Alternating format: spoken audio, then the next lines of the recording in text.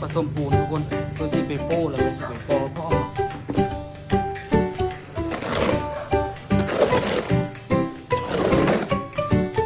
แถวนี้โคตรเนียนโคตรได้ผสมปูนได้เนาะอันตัวนี้ผสมปูนแล้วมันออกมาดีเงี้ยเนี่ยมันก็งามเนาะฟาดตัวนั้นโอ้ยตัวเนียนจิ๊บเนาะละเอียดยิบเนาะแจมสบายดีทุกคนสบายดีตอนเศร้ากับเศร้ามือต่อมานะทุกคนเนาะเมื่อคืนนี่กับฝนตกอีกแล้วทุกคนนี่บรรยากาศตอนเศร้ากำลังเย็นสบายเลยแต่ว่ารู้สึกเมื่อยมือเศร้านี่ตื่นเศร้าโพดเนาะทุกคนตื่นมาล่ะปวดเบาล่ะเจ็บท้องไปเจ็บท้องก็นอนแล้วก็ละนอนบ่หลับเลยเนาะทุกคนจากว่าประมาณ5 โมงยังนี่แหละเมื่อคืนนี่ตื่นโอ้ยเมื่อยเลยเนาะ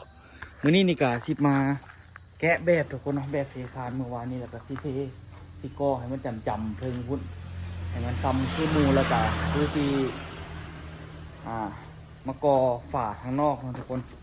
หลังจากกอฝาทางนอกแล้วหมดทุกคนบางทีก็อาจจะต่อหลังคาไปทั้งหน้าก่อนหรือโบซันกระโบกก่อนใจแท้ตัวก็อยากต่อหลังคาไปก่อนนะทุกคนเพื่อว่าเป็นการเสียเวลาเพราะนั้นซะตัวก็ได้เฮ็ดเองทุกคนอันนี้ก็ได้เฮ็ดเองเนาะต่อหลังคาก็ได้โซซิเลียว่าเป็นธรรมดาเนาะทุกอย่างได้เฮ็ดเองหมดทุกอย่างเลยเนาะก็มีแต่สู้ไปเรื่อยๆเลยทุกคนตอนนี้นี่ก็สิมาแกะแบบก่อนมาเบิ่งแบบที่ตัวเฮ็ดเมื่อวานนี้มันสิเป็นยังไงเนาะสภาพ บ่ฮู้สิยับเยินหรือว่าสิพอใช้ได้เนาะเดี๋ยวตัวลองแกะมันก่อนแถวนี้โคตรเนียนโคตรได้ผสมปูนได้เนาะอันตัวนี้ผสมปูนแล้วมันออกมาดีเงี้ยเนี่ยมันก็งามเนาะฟาดตัวนั้น โอ้ยตัวแบบเฮ็ดแรกๆล่ะตัวเอาปูนใส่ขนาดล่ะใส่ประมาณ2 คู่เท่าแรกเนาะฮู้ซี่นี่เป็นผสมปูนใหม่แล้วก็แล้วละขี้ลายเบิ่งตัวนี้ผสมปูนใหม่กับงามผสมปูนได้เนาะนี่ผสมปูนได้ตัวกับยอกได้เนี่ยยามันตัวนั้นก็เดี๋ยวเอาปูนมาโบกเดี๋ยวมันก็งามคือเก่านะทุกคนขี้ลายคักอันนี้เป็นการก่อเองเฮ็ดเองที่ค้านเองครั้งแรกนะทุกคนมันเลยเป็นมะลุยะเนาะบนน้อยบนบางไม่ในก็มีเดี๋ยวเอาปูนไปโบกได้อยู่ผสมปูนทุกคนตัวซีเปโป้แล้วก็ซีเปกอพร้อมเนาะ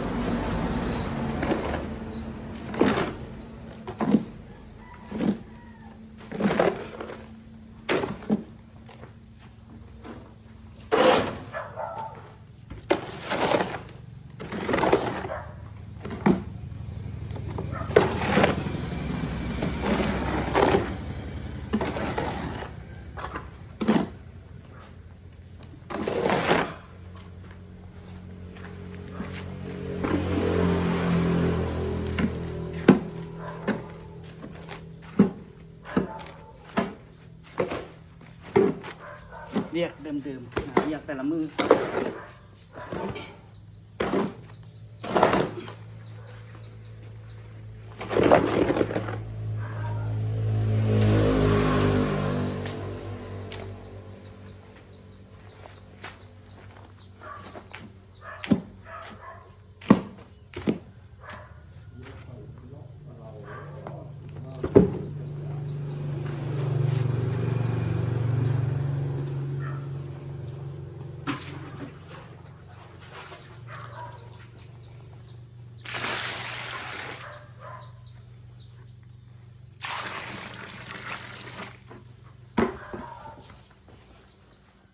กิวใช้กิวอ่ะตัวนี้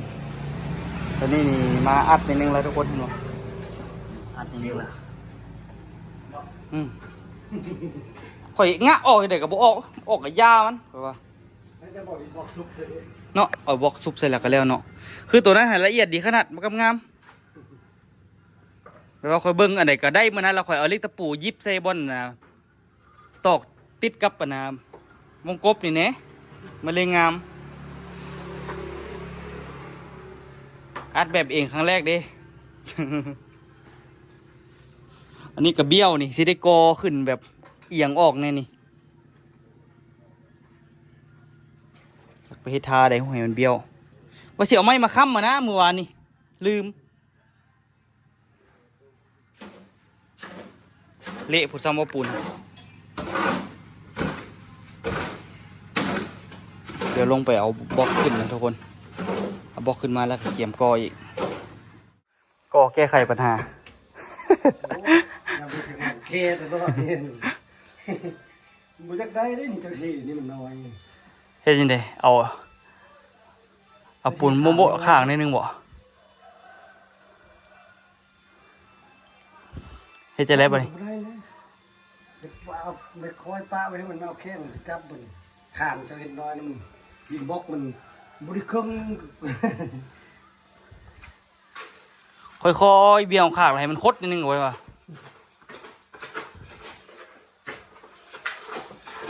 ขันบุแม่นให้มันคดออกเนาะพอเราบ่ซื้อเนาะทางนี้ละเอียดดีอยู่ทางนี้ใหญ่แต่มันก็บ่ได้ซื้อเฮงอีกเลยโอ้ยซื้ออยู่เนาะตัวนี้เนาะได้อยู่ตัวนี้นี่ติยุ่งคักยุ่งแน่เราอันนี้หน่อยปูนมันหน่อยใช่มันก็ยังเกือบบ่ได้นะเจ้าที่ขาดมันน้อยคน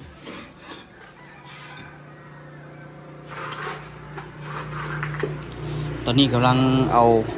พวกแผ่นเก็บพวกนี้ออกเนาะทุกคนตัวสิกอตัวนี้ท่าลิงเพียกนี่ดีแล้วก็กอตัวนี้ไปท่าเลยด้านนี้นี่กอจนจำเลยบ่ได้ใส่หยังเนาะบ่ได้ใส่ปองใส่เปิงอีหยังบ่ได้เนาะก้อนบ่เหลือละ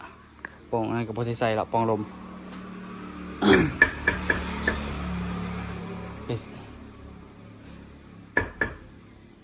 ไปซื้อปองแสงเขาห้องนอนในนึงบ่เนาะ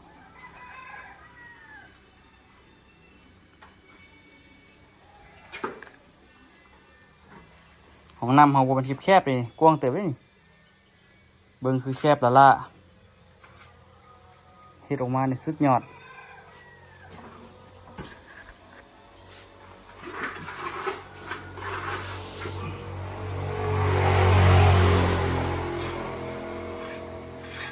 สิได้อยู่ไอ้อ้นหันฮะบุจักปันเดินแล้วก่อนนี่มันเปลี่ยนทิ้งโง่ไปโคตรมาหาไม่ค้ำ นี่ก็เลยเจ้าที่มันออกมาที่โคตรนั่นแหละมันโกงไงวะเรียกเข้ามาให้หมดเจ้าบอกตอนเจ้าที่เจ้าบนเอาแฟนตัวนั้นให้ซื้อเรียกมันรุ่งเรียกมาเป็นไล่ไม่แบบมันกะโกงนะก่อนไหมฮะนะหัวตัวนี้นี่เจ้าบอกหัวตัวนี้ดิในโมหัวดินบล็อกตัวก้อนนี้มันเอียงออกมาที่พัดคานเนาะคานน้อยเจ้าที่คานใหญ่นี้บนนี้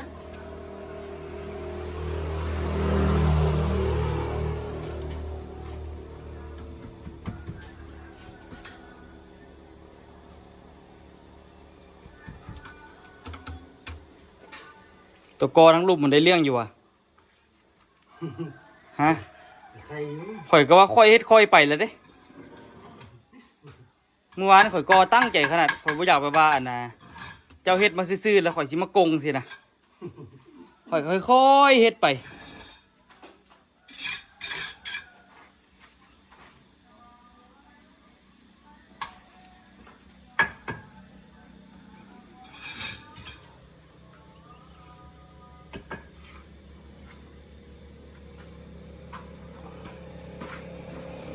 เดี๋ยวข่อยสิกอลุมเลยเนาะเดี๋ยวเริ่มกอทั้งลุมเลยไปเลยจึงว่าเป็นการเสียเวลากอเดี๋ยวจักสิจับระดับตัวใดพวกนี้ทำอีกนี่พอมันดุ้งตัวนี้ซะ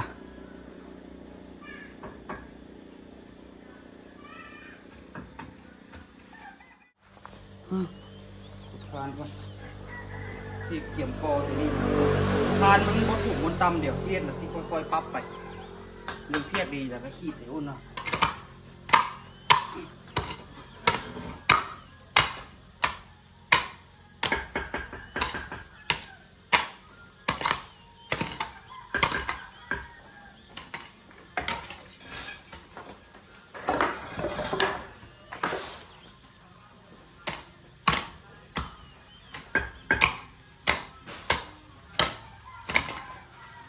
นข้าวไหมพ่อจอย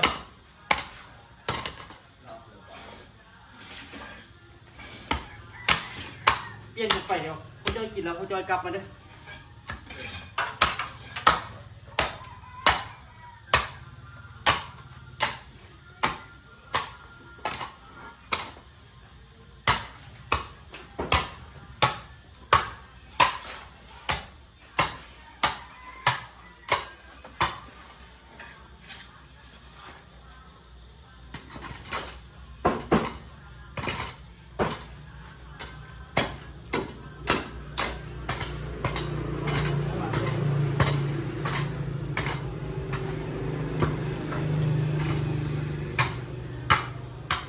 มดมันอยู่ไหนโอนบุหดก็ได้เหรอ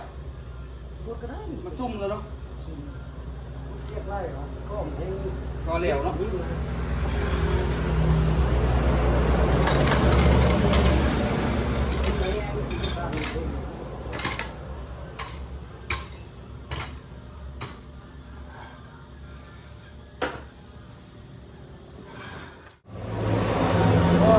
มันค่อนข้างลุกนะทุกคนลุกหรือมันเกียงเราวะลุกอยู่หน่อยโอนเนาะโบกปุ่นทั้งหน้ามันในนึงมันบอกหรือว่ากอเลย ก็เลย กอเลยเนาะ แล้วก็พูดเราไม่ใช่ มันกอเลยกับมิเตปรับเส้นขึ้นแต่ว่ามันสิพอดีกันวะ2 เส้นนั้นเดี๋ยวมาทัดเพียงมายอมก่อนเดี๋ยวนี่สิกอเลี้ยงนะทุกคนมันแบบว่าเขาที่คันส่วนนั้นมันบ่ได้เนาะเขาเลยแบบสิไปกอทางไหนอ่ะ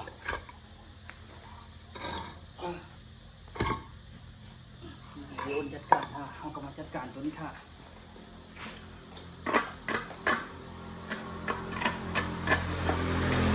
น้ำไทยมันจะขุ่นวนเนี่ยวนเลย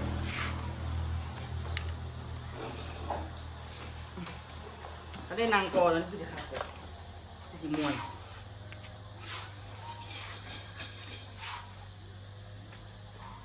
แรกๆนี่ได้ใช้ปูนหลายแน่เนาะเพราะว่ามันต้องได้ปรับขึ้นไปทำบดไอ้ที่มันต่ำ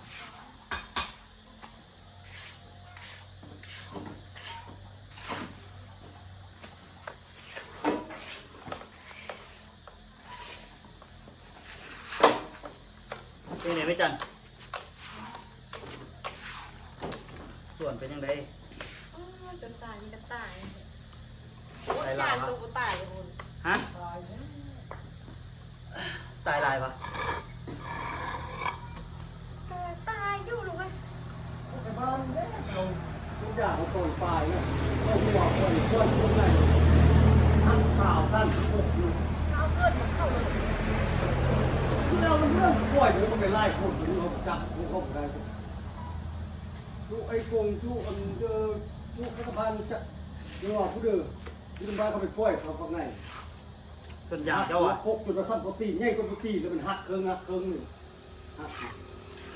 เอาไปเฮ็ดงัวทางเอาเรื่องมันเกิดเลยตั้งไปซ่อเพื่อบอกว่างัวพวกป่วยที่ทำนั่น แม่น แม่ไม่เดิน สาว30กบเจ้าห้อยมันจะง่ายเลยตอนปลายมันเลยเนาะสิได้ก็ ได้แต่เบิ่ง ก็มันสิง่ายเลยแบบนี้มันไปหักเพียงที่แล้วมันหักต่ำเลยครับ เชื่อสิ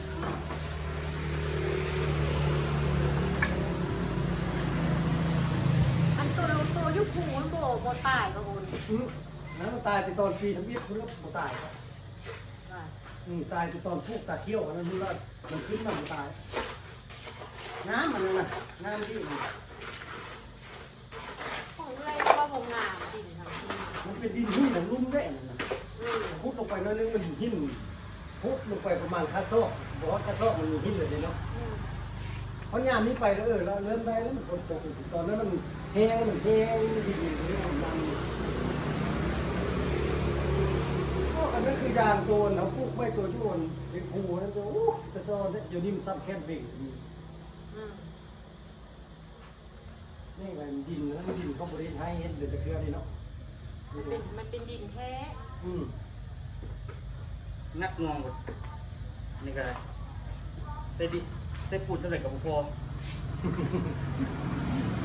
ไอ้ตัวนี้เป็นก้อนหลักก็ได้หน่อยก้นเนาะ ขึ้นคูณที่ห้า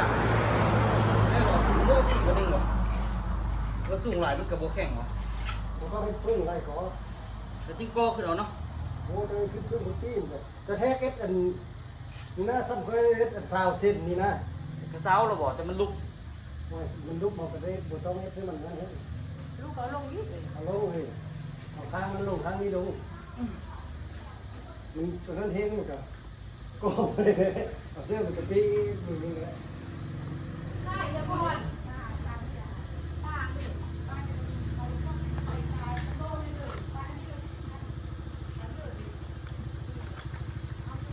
ตาตั้งหัวคัน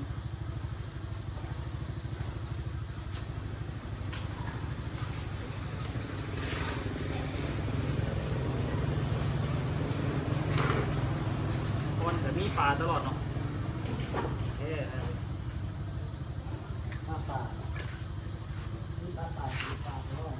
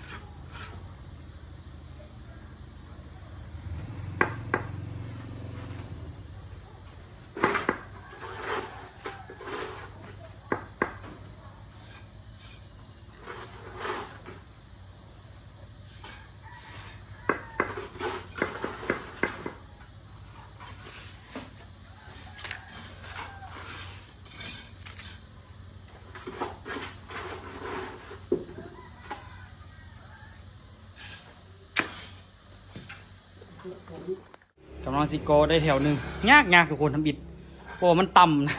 วันนี้บนต่ำบนสูงเนาะทุกคนมันเลยยากเนาะบนทำอิฐเนาะนี่ให้อ้นกับกอขึ้นได้ทั้งหมด4ก้อนละตอนนี้นี่ก็กอขึ้นใกล้สิได้จำไม่ได้ทุกคนจำแล้วก็ได้มาตั้งอันนี้อยู่แล้วไอ้อ้นว่าสิทันตั้งอยู่บ่บงกบว่าซั่นท่านนี่คือสิเลี้ยวอย่างถึงกันนะ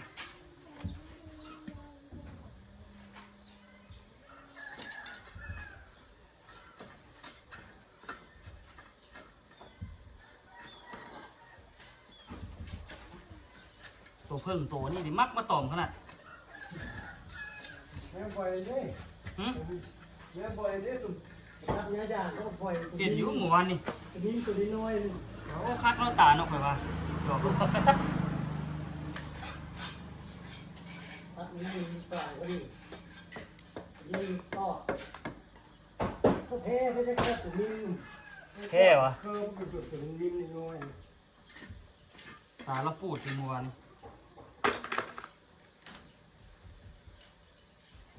นี่ นี่ก็ยังพูดอยู่นั่นบุญ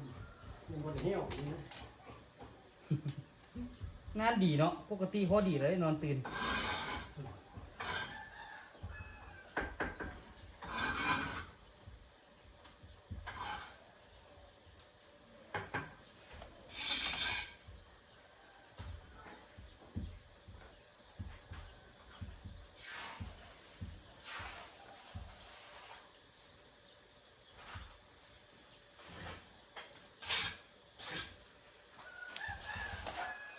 ก็ตีอ้นโอ้ยอีกอันนึงจะไปเสียเนาะเจ้าตัวเหลืองยิงเจ้าตัว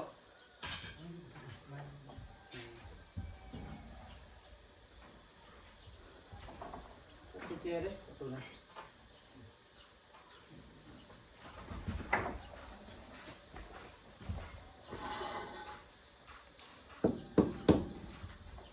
โบเข่าไม่ได้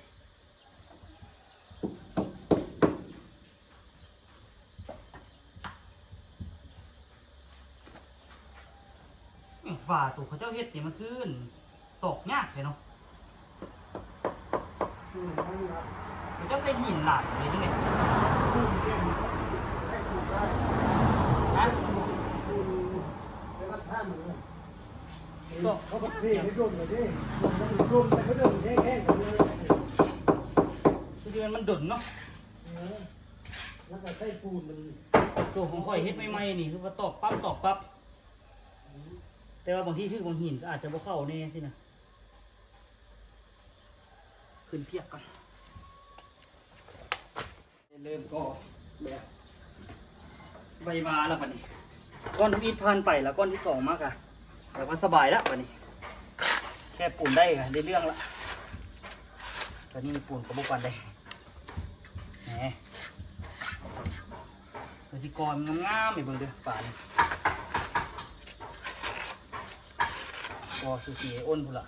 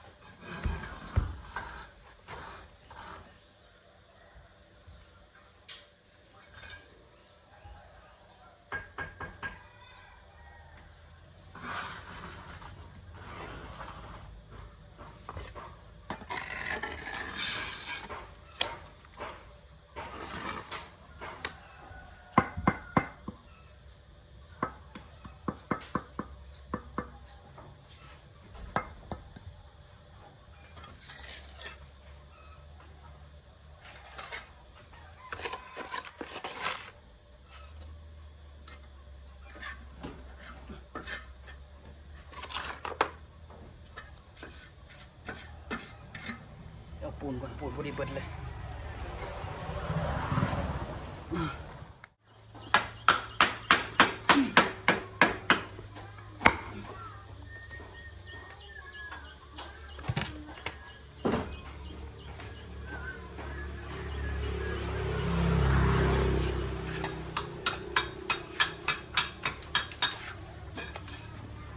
ก็แบบนั้นแสง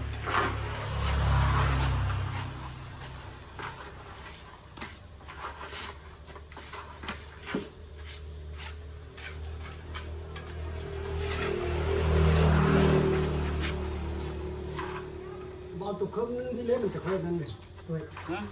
ตัวครึ่งไปเนี่ยมันก็ยังน้อยเดียวนี่ ไหนอยู่อ่ะนี่ คักครึ่งนี่ตัวนี้เงาเนี่ยนี่เห็นบอกมันอยู่โซนน้อยเดียวแต่ว่าเจ้ามันตัดแล้วพอดีเจ้าเวลาเจ้าโก้ไปพอดีมันอยู่กลางครึ่งกับครึ่งมันโก้ง่ายเวลามันคดจะเป็นสำนึกเขาวางกินพกนี่มันง่ายก็สุดท้ายมันจะเป็นครึ่ง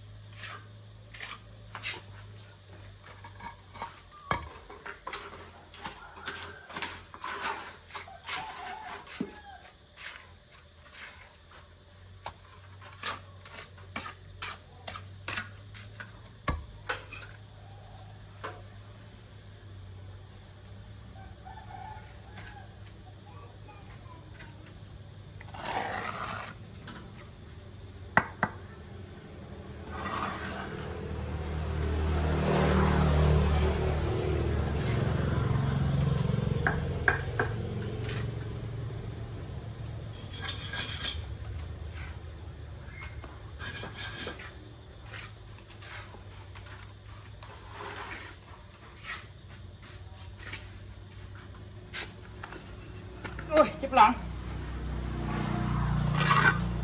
จะก้มไร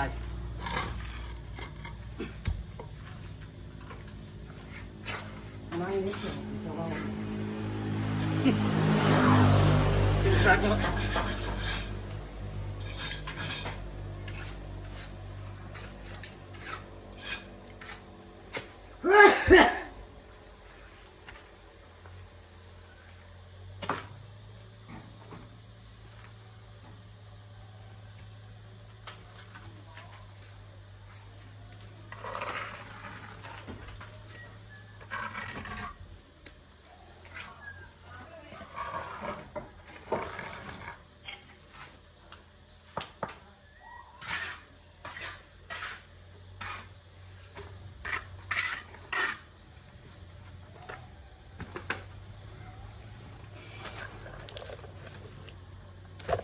สมมติเด้ออันนี้ขอเช็ดซื่อๆให้เจ้าเบิ่งการก่อขอยมาอัพเลเวลเด้ เขาคอยพัฒนาไปนะคอยให้เขาอันเอาเฮ้ยมันลุ่มมันรวยไปกระโดดลึงลุกมันรวยเลย แมนเลย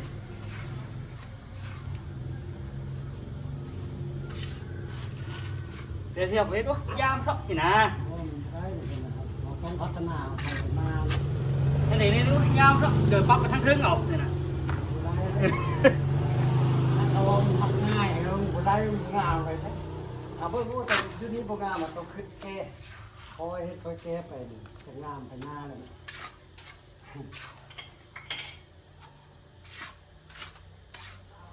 ง่าย มันง่าย ลายจอย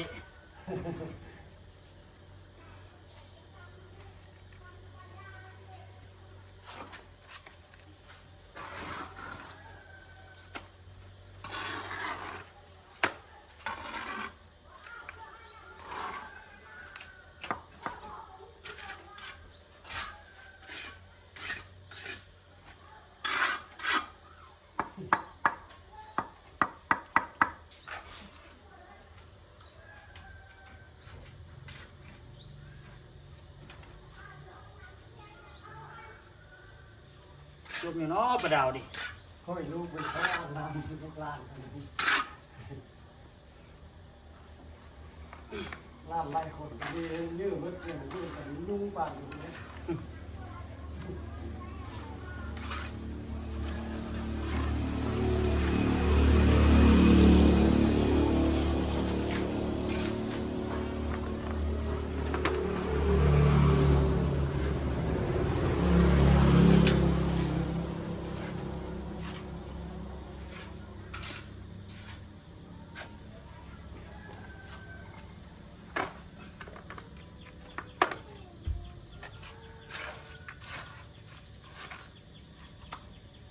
เลี้ยงลูกแล้วเป็นยังไงเลี้ยงล่านนุ่ง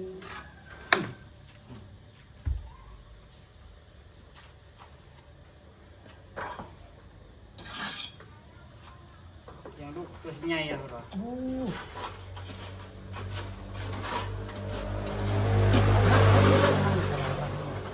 เวลาเดินเข้าโคตรถึงแข็งดูไม่ได้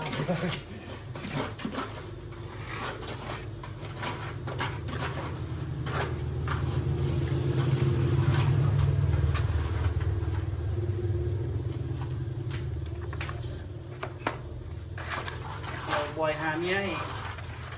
ได้หลานแล้วกันคือเกาแล้วเจบกันได้เอาหลานซะเราได้อยุ่ยามนี่ก่อนยามนั้นก่อนนี้ ว่าวนก็ได้จริงว่าเลยไม่กินเลยแต่คือวนมันก็ยกขึ้น บอยใช่ไหม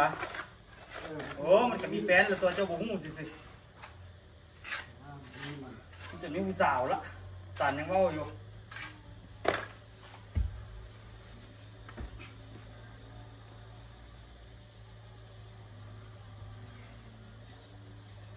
บ่ได้พอจังหน่อยวะ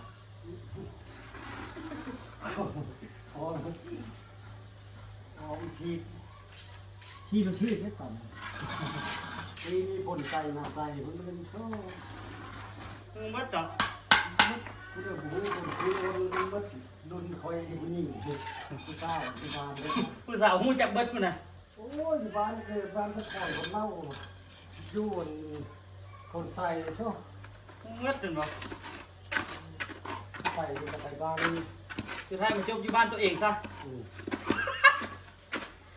ไปเจออะไรกับบ่ได้เนาะ เมียนั่นนี่ตามตื้อเมียตามตื้อเขาตื้อเฮ้ยเมีย ตื้อกับแพ้ซะเนาะแพ้ความตื้อเนาะจีบกับผู้สาวอะไรผมมีแต่ผู้สาวจีบได้เนาะ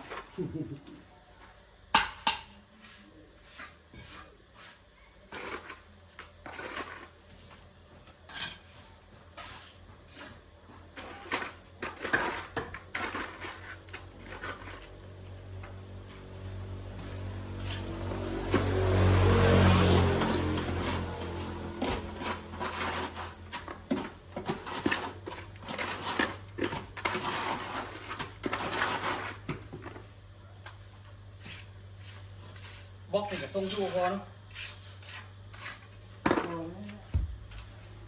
เขาส่งเขาตึกก็ฟ้าของเจ้ามันเป็นยังไงกับยังกับพ่อละฟ้าตรงนั้นเลยเถอะคุณ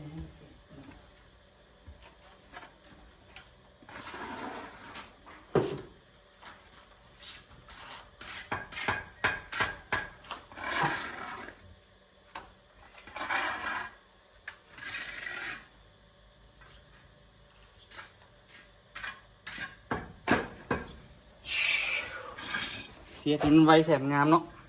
รู้สึกว่าตัวเองพัฒนาไปกับการก่อไปได้หลายนะทุกคนเนาะมือนี่กาเอาเป็นเพียงสำนีเขาทุกคนเนาะถ้าติดตามตอนต่อไปว่าตัวทีได้ฮอตใส่เนาะทุกคนเป็นยังไงก็ฝากทุกคนติดตามเด้อสำหรับคลิปนี้ขอตัวลาทุกคนไปก่อนแล้วเจอกันคลิปหน้าทุกคน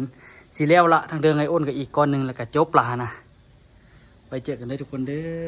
อบ๊ายบายสบายดี